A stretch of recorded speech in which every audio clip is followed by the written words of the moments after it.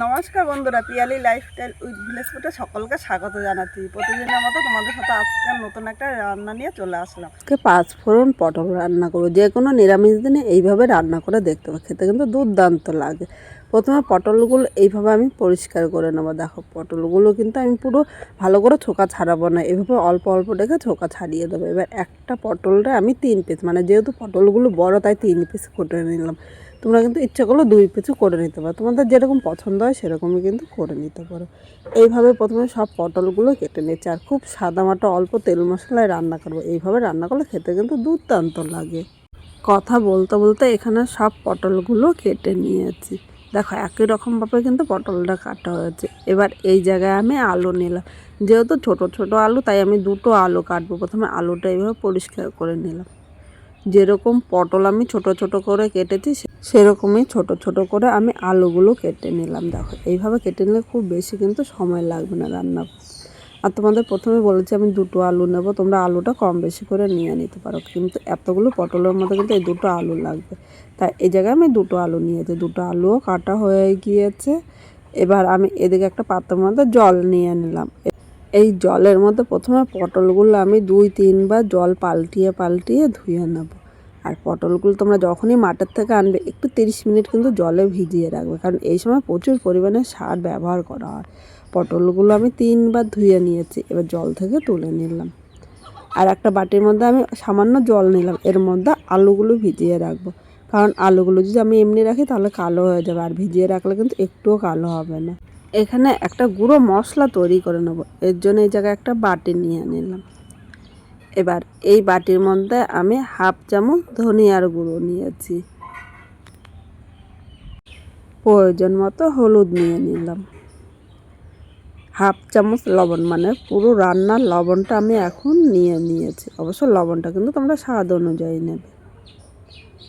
1/2 চামচ লাল লঙ্কার গুঁড়ো নিলাম, এর সাথে 1/2 চামচের কম একটু কাশ্মীরি লঙ্কার গুঁড়ো দিয়েছি। এবার সব শুকনো মশলাগুলো প্রথমে এইভাবে মিশিয়ে নেব। এইভাবে ভালো করে মিশিয়ে নিয়েছি। এবার এর মধ্যে জল দিয়ে দিলাম, জলটা মশলার সাথে ভালো করে নেড়ে চেড়ে মিশিয়ে নেব।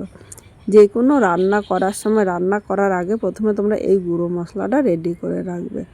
এই গুঁড়ো মশলাটা রেডি করে 10 মিনিট রেখে দিলে একদম বাটা মশলার মতো কিন্তু স্বাদ আসে। এখানে দেখো মশলাটা ভালো করে মিশিয়ে নিয়েছি। এবার এই বাটিটা এক সাইডে রেখে দিলাম। এবার আমি মূল রান্নায় চলে এসেছি। এখানে আমি কড়াইটা বসিয়ে দিলাম। কড়াইয়ের মধ্যে আমি সর্ষের তেল দিয়ে দিলাম। এই রান্নাটি কিন্তু অবশ্যই সর্ষের তেল দিয়ে করবো, সর্ষের তেল দিয়ে বেশি ভালো লাগে খেতে।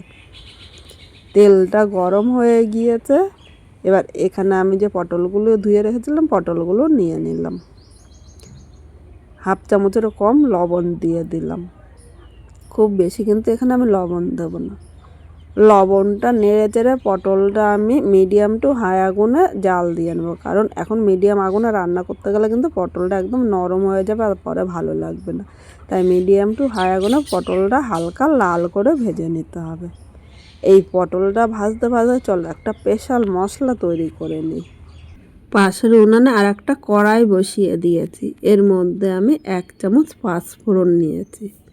মিডিয়াম আগুনে পাঁচফোড়নটা হালকা লাল করে ভাজবো, খুব বেশি ভাজবো না। দেখো, পাঁচফোড়ন দেওয়ার সাথে সাথে মিষ্টি একটা গন্ধ বেরিয়েছে। এখানে পাঁচফোড়নগুলো হালকা লাল করে ভেজে নিয়েছি, এবার আমি তুলে নিলাম। আর এর থেকে বেশি ভাজলে কিন্তু খেতে ভালো লাগবে না। এদিকে পটলগুলো কিন্তু এইভাবে মাঝে সাঝে নেড়ে নিতে হবে, নাহলে কিন্তু নিচে দিয়ে পোড়া লেগে যাবে আর উপর নিচ ভালোভাবে ভাজা হবে না।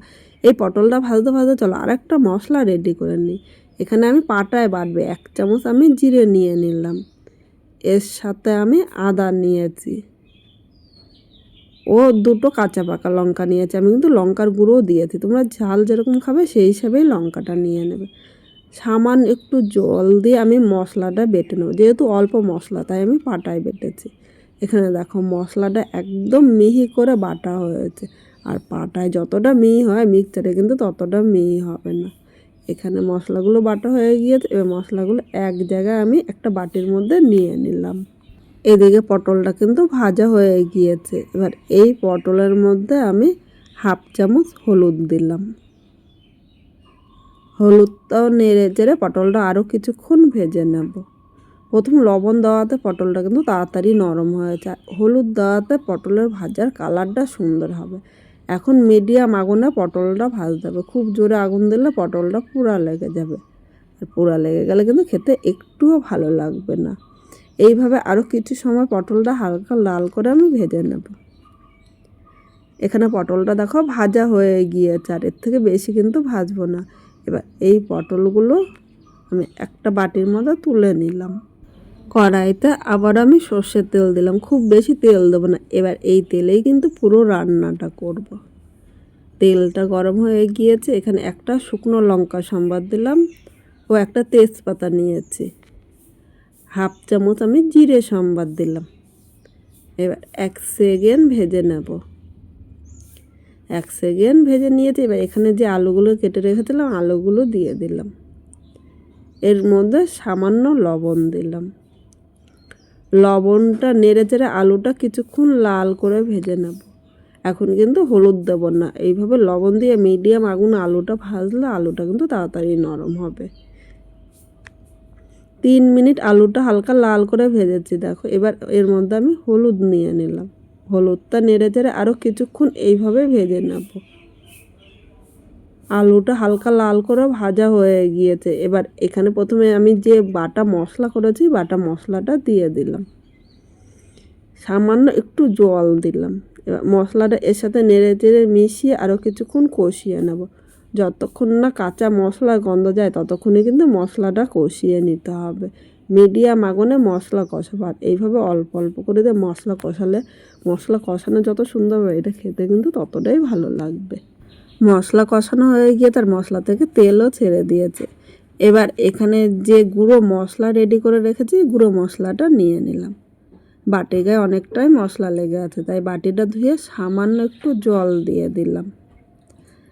আবার আমি মিডিয়াম আগুনে মশলাটা কষাবো। দেখো এইভাবে মশলাটা কষালে মশলা কষানো যত সুন্দর হবে যে কোনো তরকারি খেতে কিন্তু ততটাই ভালো লাগবে। 3 মিনিট মশলাটা কষিয়ে নিয়েছি, দেখো মশলা থেকেও তেল ছেড়ে দিয়েছে। এবার এর মধ্যে আমি 2 চামচ টক দই নিয়ে নিলাম।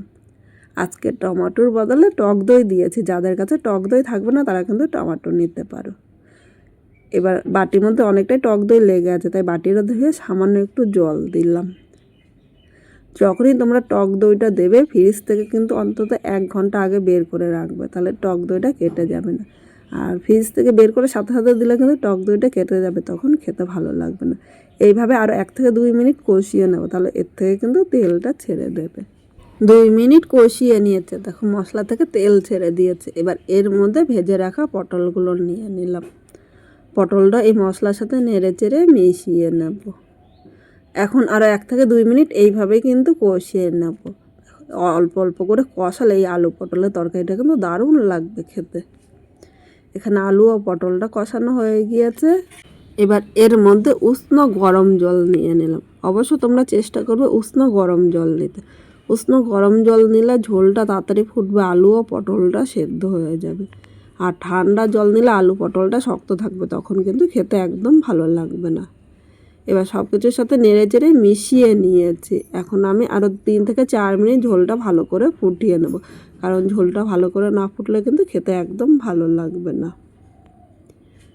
এখানে ঝোলটা ফুটে উঠেছে দেখো। এবার এই জায়গায় আমি যে প্রথমে 5 ফোড়ন ভেজে নিয়েছিলাম সেই মশলাটা হালকা আমি গুঁড়ো করে নিয়েছি, এর মধ্যে দিয়ে দিলাম।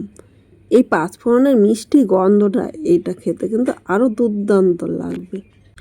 এবার সবার শেষে এই জায়গায় আমি বাটা গরম মশলা দিয়ে দিলাম। বাটা গরম মশলার স্বাদ কিন্তু দুর্দান্ত আসে।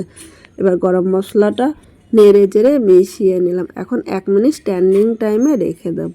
1 মিনিট পর নামিয়ে নিয়েছি। আজকে খুব সাধারণভাবে এই 5 ফোড়ন আলু পটলের ঝোল রান্না করেছি।